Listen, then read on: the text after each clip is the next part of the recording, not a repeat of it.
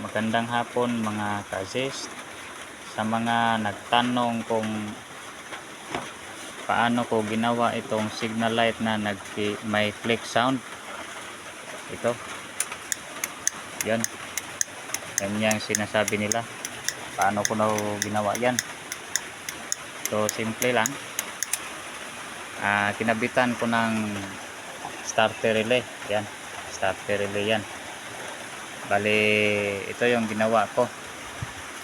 Ika lang at panitan ko muna. Panitan yan. Mayroon tayong dalawang diodes na nilagay, kinabit. So ang ginawa ko, yung itong dalawang wire na ito, yung isa nito ay nakakunik dito. Yan, yung wire na yellow na may lining na red, kinabit ko dito ko ikinabit yung pinagsamang diodes. Mapapansin nyo yung ganito, may guhit na ganito, dyan siya yan, dalawa yan, pinagsama ko silang dalawa. Tapos ikinabit ko dito sa yellow na may lining na red ng starter relay. Tapos pagdating dito ay magkahiwalay na sila.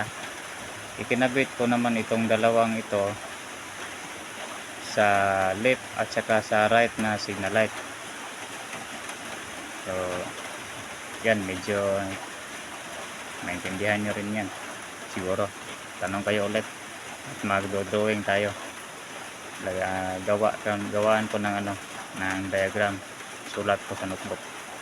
Tapos itong kasama niya na red o green na may lining na red, ayan, kinabit ko yan sa negative.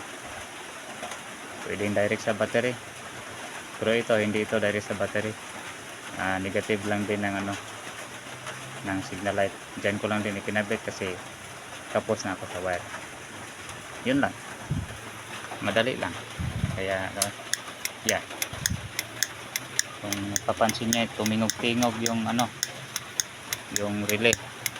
Yun lang ang nagdala ng ng atik-atik.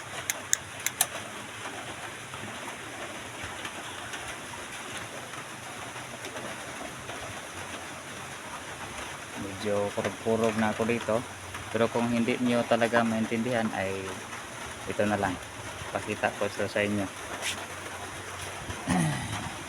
Ito, okay, dito ito yun, signal light click sound na ito ay napanood ko rin din sa YouTube video ni Idol Tropa. Yan, ito ang starter relay natin. Parang ibang relay pero pareho lang yan.